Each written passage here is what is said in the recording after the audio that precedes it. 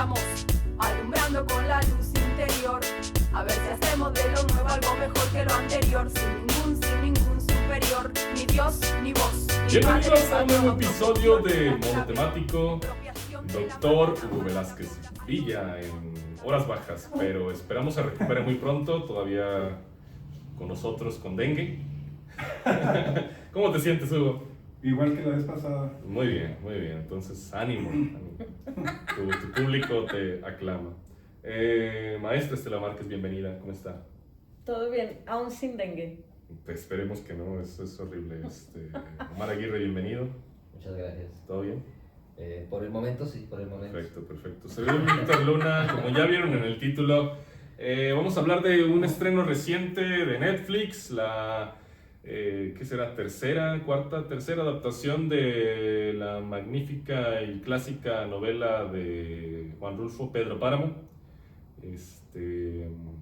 Una adaptación dirigida por Rodrigo Prieto, cinefotógrafo muy famoso, que ha trabajado pues, con Iñárritu en Amores Perros, con Scorsese recientemente en la película de Los Asesinos de la Luna. Un cinefotógrafo internacional pues, que hace su ópera prima con esta novela que pues, yo creo que todos, al menos habremos escuchado de ella, muchos la leímos cuando éramos muy jóvenes en la escuela, ¿no? En la adolescencia, En la primaria. en la primera juventud. Y pues bueno, evidentemente es una novela de la que muchos dicen que es muy difícil de adaptar al cine, pero pues bueno, Rodrigo Prieto está haciendo el intento, ustedes son los mejores jueces. Pero pues para detonar la conversación hay un texto del doctor Hugo Velázquez sobre la novela y sobre la película. Sí, empezamos con la novela. Muy bien, voy a leer un texto sobre la novela. La novela, Pedro Páramo, es patriarcal en el sentido primario y también en el sentido feminista del concepto. La novela habla del padre, es decir, de Pedro Páramo, y también habla del otro padre, del padre de todos, de Dios. Y tema aún más problemático, ¿de qué trata la novela? Pueden ser dos cosas, o tres. La novela admite la multiplicación de los temas, pero creo que esa multiplicación se puede articular en dos premisas. La primera, que desata a otras muchas, es la que declara el personaje principal al inicio de la novela. Pero antes de continuar, tenemos que decidir cuál es el personaje principal. Te preguntarás, querido escucha, ¿será el lenguaje campirán? ¿El México rural? Comala, el infierno, Pedro Páramo, la vida pueblerina, o puede ser, abreviando al infinito, Juan Preciado. Sin discutir demasiado, lo tomaremos como hipótesis de trabajo. Será así porque él es el que permite que la historia se desarrolle. Al principio dice qué es lo que quiere del relato: encontrar a su padre. ¿Para qué? Para reclamarle el abandono y el olvido. Y si recordamos a los otros padres de la novela, que están siempre ausentes y siempre presentes, el primero es el de Juan Preciado, y al del pueblo, Pedro Páramo. El otro, ya lo dijimos más arriba, Dios. Ambos de manera parecida crucificaron a ese pueblo, Comala, y lo llevaron al castigo y al olvido. Los habitantes, igual que Juan Preciado, buscan la mirada de Dios, mirada que nunca aparecerá, igual que a Juan Preciado, que busca en un pueblo, en un infierno tan limitado como un pueblo, a su padre y no lo encuentra. Ya sabemos que eso no es posible, pero ¿por qué no lo encuentra? Porque el Padre solo aparece por su propia voluntad. No hace caso de las súplicas de nadie. Él está para dictar normas, leyes, costumbres, para regir una forma de vida, no para escuchar las quejas de sus criaturas, que es lo mismo que hace su representante vicario en la tierra, Pedro Páramo. Por eso intuimos que la búsqueda del Padre no tendrá satisfacción. De manera parecida el pueblo lo necesita, lo busca. Igual que Juan Preciado, sus ansias no serán satisfechas. Serán hijos sin padre, solo obtendrán de él olvido y castigo. Nada más. Porque esa es la función del padre: regir, gobernar, castigar, llevar a juicio. Y debemos entender, aunque nos pese que el padre nunca debe ser llevado a juicio, eso es una contradicción. De ahí su ausencia, que es más pesada que su presencia.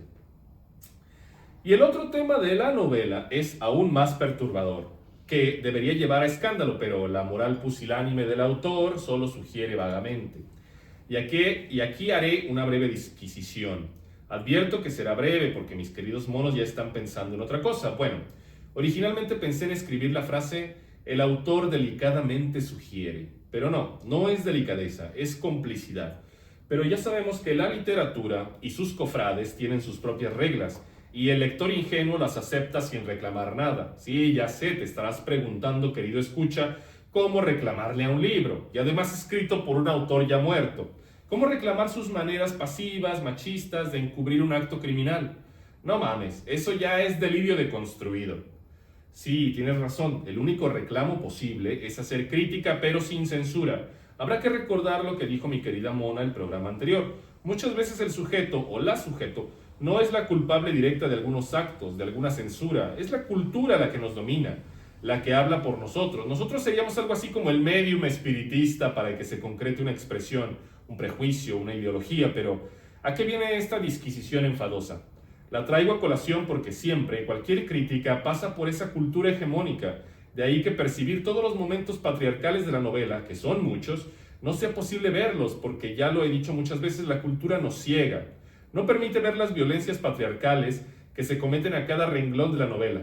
Y esa atrocidad me parece que se ha pasado por alto en la crítica timorata que ha establecido el canon de su lectura. Ha hecho de lado el amor parejo que le profesan el padre y Pedro Páramo a Susana San Juan. No olvidemos el campo semántico del apellido de Pedro: páramo, seco, infértil, desértico, incapaz de dar vida, sin esperanza. Pero decía, el amor parejo del padre, violador de Susana San Juan, y el que le profesa sin esperanza Pedro Páramo, que será el asesino del amante de su amada, es el padre que asesina al padre. Mientras la amada muere de tristeza, o de vergüenza, o de amor por uno o por otro, y aquí entra la especulación, ¿ella muere de muerte natural? ¿Se suicida de manera pasiva? ¿Muere de amor, de vergüenza, por saber la imposibilidad de amar a un hombre? ¿O por el amor que le tiene a ese páramo, de ese amor infantil? Es decir, del primer amor que no implicaba el sexo o la violación o el deseo carnal, el erotismo, porque a ella le robaron todo, fue secuestrada, violentada, enajenada de sí misma, desde su infancia por el ser que debía velar por ella. Entonces, entre dos amantes, dos concretos, el padre y Páramo, el otro abstracto, el amor infantil de Pedro, de ese infante que se ha convertido en su padre, es decir, es un violador serial, como toda su parentela de machos, tema que el auto sugiere hereditario, sanguíneo, es decir, natural, es decir, inocencia, porque así fue el abuelo, así fue el hijo. Continuemos entonces. Si Susana cede al deseo de Pedrito, sería condenarse doblemente porque elige a otro violador, porque aquel Pedrito inofensivo con el que se bañaba desnuda en el río nunca atentó contra su cuerpo, su pudor, su virginidad, su pureza, su voluntad, su deseo infantil de compartir, de tener un compañero de juegos, de vida, de risas, de pureza. A ella le robaron todo, solo le dejaron esa tristeza por haberle quitado, robado el futuro. Es un cuerpo sin alma que solo espera la muerte, pero no será en cualquier momento ni en cualquier lugar. Ella debe regresar al lugar del crimen y al lugar donde se descubrió inocente. Y además debe ser en la cama de Páramo, frente a los ojos de Páramo, frente a la mirada del que no supo quererla, del que no supo defenderla. Tenemos que recordar que ella lleva a la muerte al padre, al pueblo, a Páramo, a ella misma. Susana encuentra la muerte en el lugar en el que le robaron la vida, el amor, la esperanza. La muerte la encuentra en ese infierno que ella, sí, ella, una mujer, como aquellas otras mujeres del Viejo Testamento, Eva, la mujer de Lot, Salomé, ella desata la desaparición de Comala, porque a su muerte Páramo condena al pueblo al páramo, a la muerte y al olvido. Igual que aquel otro padre furibundo que ha convertido a Comala en un infierno, y para algunos en purgatorio, espacio donde convivirán por toda la eternidad los condenados y las condenadas. Una cosa más, nadie se pregunta ¿qué hace? ¿Por qué está ahí Juan Preciado? En ese pueblo fantasma habitado por las almas de los condenados, Juan Preciado está ahí porque es otro de los condenados, es un muerto más, y está ahí para pagar sus pecados. Pero ¿cuál es su pecado? La novela no lo dice, pero podemos especular que ese hijo sin padre quería saber quién es. Era su padre. Quería confrontar, llevar a juicio al padre ausente, y de él solo obtendrá indiferencia, castigo y un infierno eterno, porque Comala es... Claro que la novela requiere más tiempo, más palabras, pero me han negado mis queridos monos censores el preciado tiempo para divagar. Así que hasta aquí llego. Si quieren saber más de la novela, subiremos otro programa para hablar largo y extenso de esa novela apasionante y ya lo diré en el otro programa. Antes de continuar a hablar de la película, sobre la novela que releímos o leímos, ¿cuál fue su primera impresión?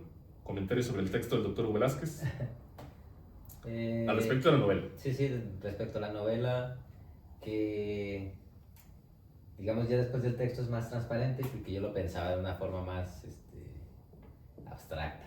Ajá. Y es que justamente yo me clava, como llegaba con la expectativa o con el preconocimiento de que había este cruce entre la vida y la muerte, ¿no? Entre En Juan Comala. Preciado en Comala, ajá. Y creo que uno se puede clavar mucho en esa parte mágica o en esa parte estética y se te olvida el patriarcado tan primario, ¿no? Y sí, y estaba haciendo el ejercicio ahorita que estaba leyendo de cuántas escenas o cuántos episodios podría recordar de violencia, y la verdad es que solo se me viene a la mente pues cuando ¿cómo se llama? Cuando escuchan las voces del reclamo, se me fue. ¿Pedro Páramo? ¿Con Preciado? Pedro Páramo. Pero estoy mezclando ¿La sustancia? la sustancia. Bueno, pero la otra que sí tengo más clara es cuando, y es el padre, el cura, pues le dice, la mujer llega, se confiesa, le dice, yo le llevé todas las mujeres a Pedro Páramo, y él le dice, bueno, ya, ni siquiera yo te voy a poner el castigo.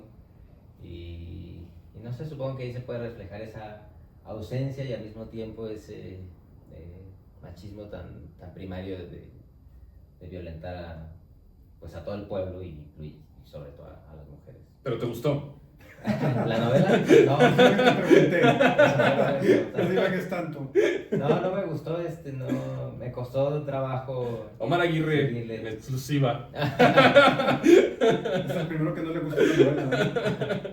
No, tendré que releerla otra vez, pero no, mi acercamiento no me gustó. Ok. Bueno, yo sí le reclamo a la novela, pero es maravillosa la novela. Ok. Me costó. Va. ¿Algún comentario sobre el texto o sobre la novela, Estela? Pensé que íbamos a hablar de la Ya película. lo sigue. Sí, aquí mismo. Aquí mismo vamos a hablar de la película. Bueno, esa novela nos la dejan de tarea de manera obligatoria, como si fuera una de las mejores novelas del mundo mundial, aquí en México. Sí, claro que lo es.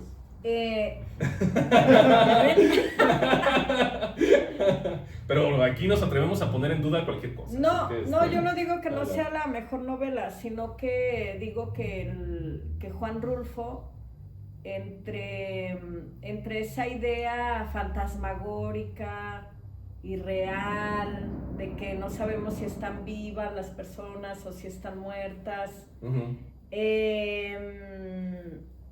en el tiempo que yo la primera vez que yo la leí, nunca visibilicé esas violencias. O sea, la lectura, y iba a decir, vuelvo a lo mismo cuando hicimos aquel programa, pero no, nunca salió el programa.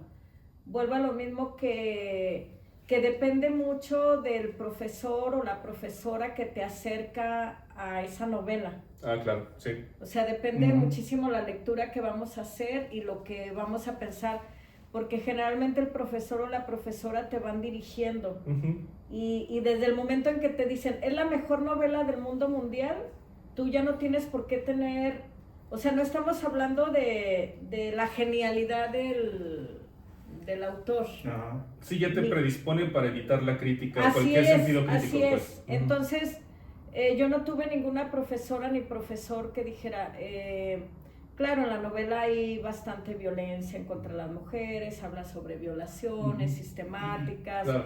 habla sobre un sistema patriarcal, violento, machista, misógino, no. O sea, es una novela excelentemente escrita, es de un genio, Juan Rulfo es un genio, y así es como pasan los años y una va viendo así la novela hasta que nos encontramos con la película y eso nos hace hacer una relectura de la novela y entonces ya lo vemos con otra mirada, sí, claro. otra mirada, es lo que puedo decir. Muy bien. Pues antes de pasar al texto sobre la película, pues yo nada más también mi opinión sobre la novela, pues a lo mejor como tú bien dices se va ampliando con el tiempo, van surgiendo otras interpretaciones, como la que hace Hugo aquí en su texto, pues definitivamente creo que ayuda a comprender mejor lo que ya comentaron ustedes, este sistema patriarcal, esta presencia, más bien esta ausencia del padre, pues. También me gusta que pues, en el texto, doctor, enfatizas la relevancia de un personaje como es el de Susana San Juan, que de alguna manera de pronto como pareciera como que quedara de fondo, pues, el personaje de Susana, pero que a final de cuentas, pues creo que tiene más peso que el del mismo Pedro Páramo, ¿no? A mí me fascina la lectura de la novela, me fascina en el estricto sentido literario, si eso significa. Digo, porque a final de cuentas, pues también literatura, pues es todo esto que estamos comentando, todo este contexto, todo este mundo machista que está ahí, que subyace ahí en el trato y la relación de todos los personajes.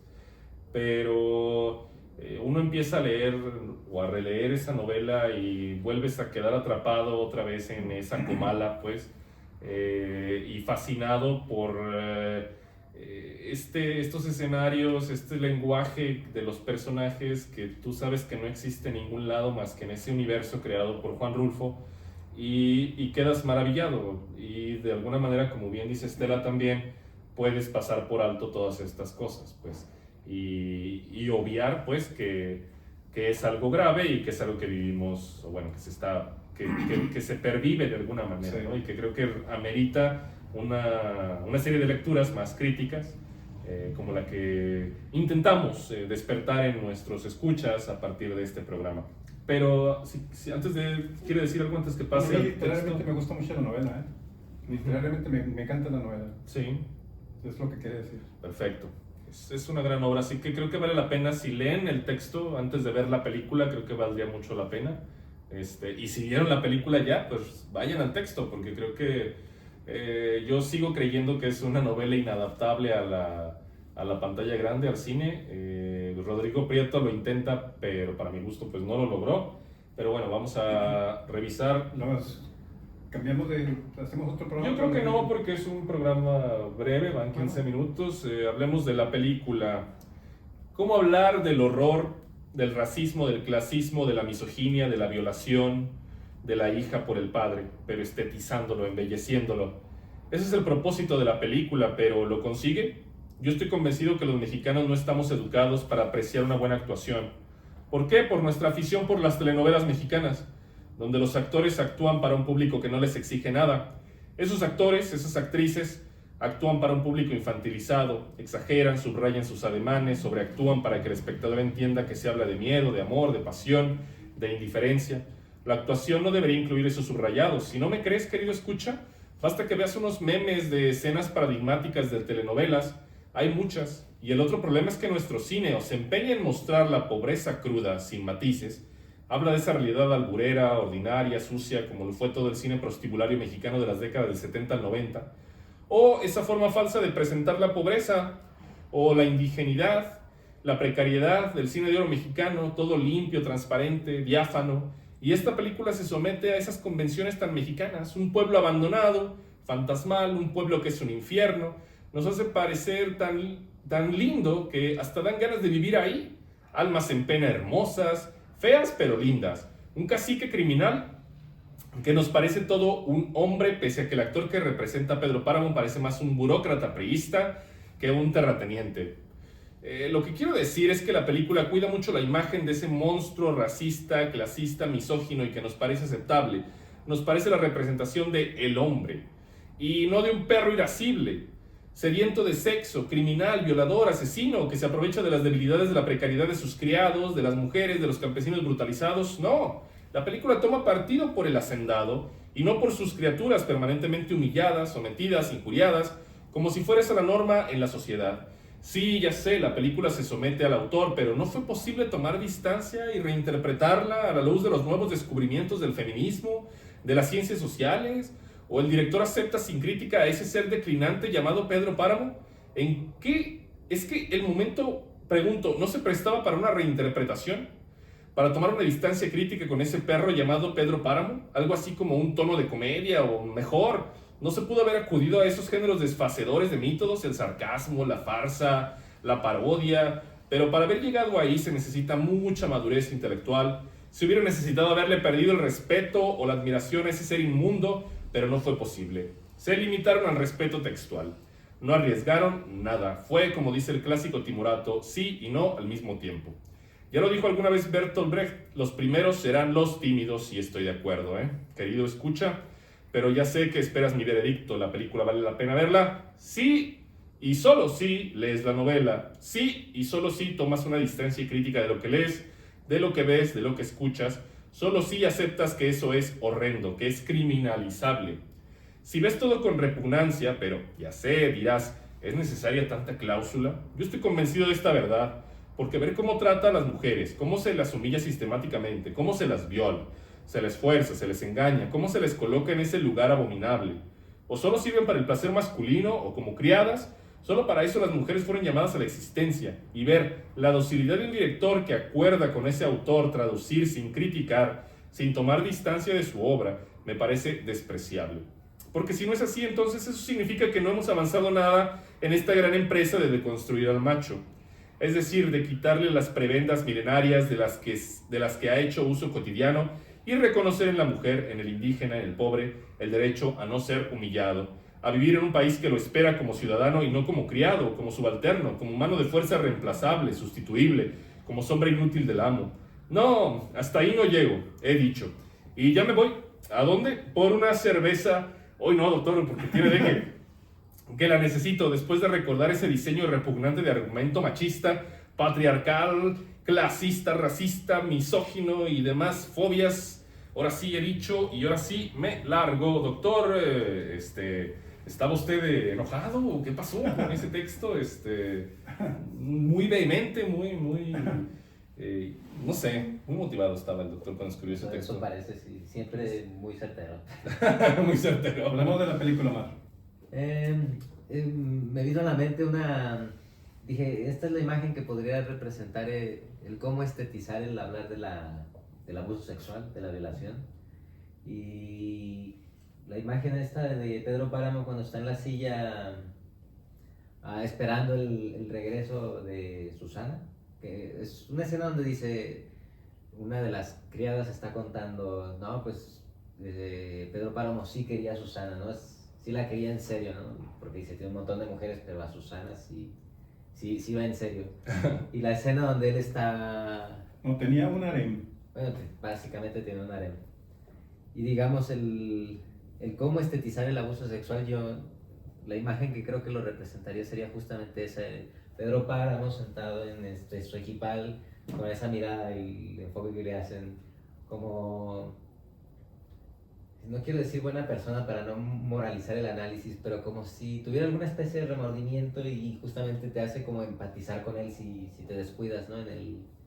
en el análisis o en no cobrar conciencia de las violencias, y te puedes quedar con esa imagen, ¿no? De Pedro Páramo con sus ojos ahí achicopalados y creyendo que siente un amor genuino, verdadero, lo que sea que eso signifique. Que es sensible. Que es sensible por esta mujer, ¿no? Que es Susana. Creo que esa sería una escena que puede representar esa idea. Ya, muy bien, muy bien. A ver, Víctor, ¿la película? La película... No te gustó para nada, ¿verdad? No me gustó para nada, lamentablemente. Detrás de cámaras, en algún momento pues ya les había comentado, a los actores los he visto en otras cosas, me han gustado más en otras películas. Tenoch Huerta es el que aquí interpreta a Juan Preciado y Manuel García Rulfo, creo que se llama, es el que interpreta a Pedro Páramo. Creo que Ilse Salas es Susana San Juan. Espero no estarme equivocando con el reparto. Dolores Heredia, por ahí está también. Nada, bueno. Creo que la película, creo que lo más relevante que se puede decir de la película está en tu texto, y que es precisamente que no toma ningún riesgo. Creo que para una tercera adaptación de la novela de Rulfo, el director, el guionista, Mateo Gil, tendrían que haber considerado, pues, yo digo, lo que ya se había hecho en el pasado, una versión, como tú bien dices, el México de Pandereta, el México de Oropel, el México del siglo de la ¿cómo se llama? La época de oro del cine mexicano, ¿no? Estos escenarios prístinos, pulidos, de la primera adaptación en blanco y negro, con John Gavin como Pedro Páramo.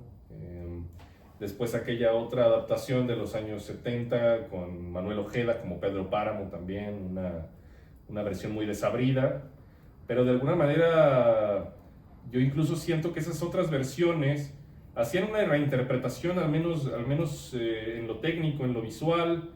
Me sentí un poco decepcionado de esta producción típica de Netflix, de un cinefotógrafo que, como había comentado al principio, tiene tantas herramientas y tantos buenos trabajos en su historial, que no haya tomado alguna decisión a lo mejor más arriesgada en el sentido narrativo de la película. Casi podría ser una calca del desarrollo de los acontecimientos en la novela, porque prácticamente lo cuenta todo de manera lineal, y eso que la novela es enrevesada, tiene sus entresijos, tiene sus cambios temporales, sus viajes al pasado y de regreso, y la película pareciera que cuando uno ve las entrevistas de los creadores, pareciera que les costó mucho trabajo llevar a cabo este guión, y al final ves la película, ves el resultado y te das cuenta que lo único que hicieron fue trasladar punto por punto la novela tal cual, como una calca. No hay, como lo hemos dicho aquí, no hay distancia crítica, no hay reinterpretación, no hay apropiación. Es algo que no me gusta decir, porque pues los creadores sé que su esfuerzo habrán hecho, y por ahí dicen, no, es que es algo muy personal, También cobraron, también mi lectura del texto, lo que sea. Pero siento que todos están como en automático en la película. Yo no siento en ningún momento durante la película lo que me hacen sentir las líneas del texto de Juan Rulfo, pues. Y de alguna otra manera, lo que sí es evidente, o lo que sí siento que se pone más en evidencia en esta película, a pesar de, y a lo mejor ahí voy a estar de acuerdo aquí con Estela y lo que ha comentado en Me da pena estar de acuerdo contigo, en otros, lo que ha mencionado en otros advierte lo que ha dicho en otros programas sobre que se necesita ciertas lecturas, cierto bagaje a lo mejor para interpretar esto, lo que estamos viendo, y esa violencia que estamos viendo en pantalla, porque a final de cuentas en la película sí se limpia la imagen de los personajes, de todos, de absolutamente todos, como dices, hasta los fantasmas, a los muertos vivos, pues aquí son un encanto, pues dan ganas de encontrarse con ellos, de bailar un jarabe tapatío, no sé, algo, no sé, Pedro Páramo también muy propio, ¿no? Todos los personajes, ¿no? No hay algo que uno puede interpretar a primera vista como algo oscuro, algo turbio, algo que esté ahí detrás, como las relaciones incestuosas, como, no sé, las triquiñuelas del padre, del pueblo, ¿no? Estamos viendo algo ominoso, no sé. Sí, exacto, o los asesinatos de Pedro Páramo, que él es dueño y señor de absolutamente toda vida ahí, ¿no? O sea, Juan Rulfo nos narra un infierno en su texto, con palabras muy, muy interesantes, muy bellas. Dan ganas de verlo otra vez.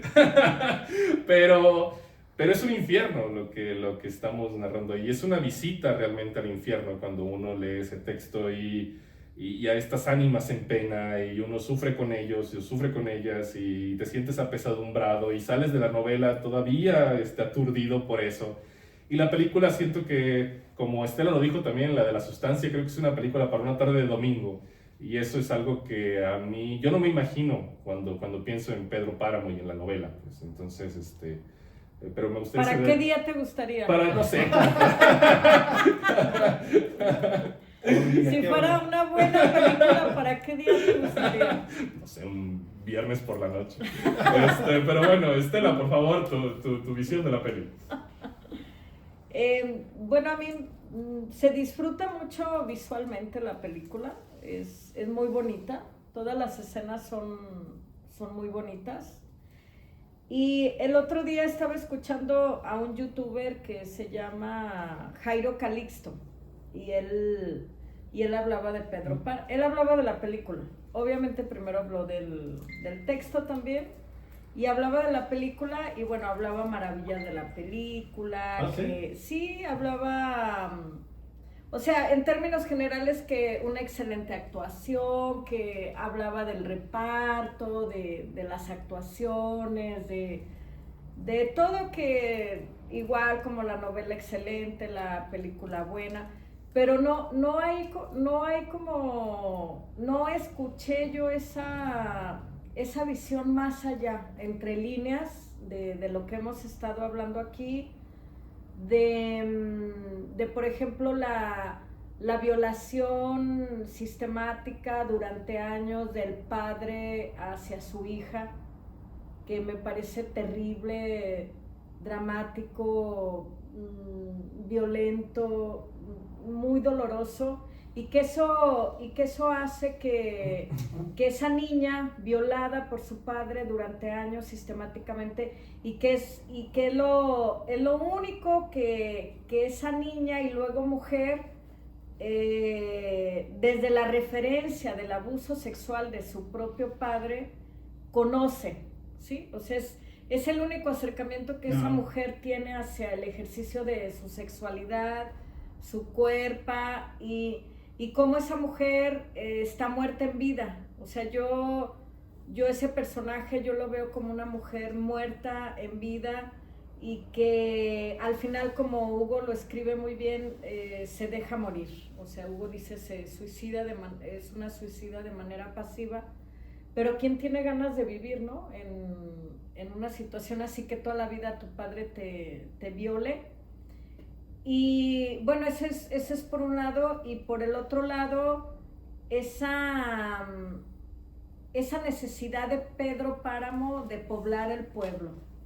Es decir, yo decía la otra vez que al final ese pueblo se acaba, se vuelve un pueblo fantasma, porque Pedro Páramo muere, porque resulta que Pedro Páramo era el padre de todas y de todos. Sí, todos somos hijos de Pedro. Tenía que decirlo. Pedro Páramo, además de cacique, funciona como el señor feudal. Todo lo que hay en sus tierras es de él, incluyendo a las mujeres. Sí, todo. Incluyendo a los hombres, pero los hombres los usa para trabajar y a las mujeres las usa para violarlas. Sí. Entonces, eso lo vemos en la película y pareciera ser que, yo no sé, o sea, a mí me gustaría, yo insisto en que yo cuando leí la novela, pues no me acuerdo, yo creo que estaba en la preparatoria, que es cuando nos ponen a leerla en la materia de literatura, y entonces yo no visualicé eso que estoy diciendo, porque pues yo era una Estela joven, ¿no? O sea, sin la formación que tengo ahorita, la experiencia en algunas cosas, en algunos temas. Y me gustaría yo hablar con otras mujeres y con otros hombres sobre cómo ven la película, a ver qué nos platican. Y si vieron esa violencia, o si la siguen naturalizando. Claro. O sea, si siguen viendo en la época de la película, si se siguen ubicando en esa época y dicen, ay, pues eso era normal, ¿no? O sea, puedes decir eso. o sea, todo lo que existía dentro de las hacienda. Tierras, dentro de una hacienda, es dueño, el patrón es dueño de todo. Y entonces, ahora lo veo y digo, pues qué terrible, ¿no? Vivir en esa época y que yo siendo mujer, pobre, empleada, tengo que ser violada. Y sé que seré violada y sé que mi hija será violada y sé que mi hermana será violada y así es la vida. Y entonces eso... Bueno, que eso no es lo peor, ¿Cuál es lo Ya peor? ven que hay 2 hermanos que son amantes, Sí, Sugiere que todos son hijos de Pedro Páramo, así es. Entonces imagínate que tengas una hija o un hijo que tarde o temprano Todo te- lo incestuoso, ¿no?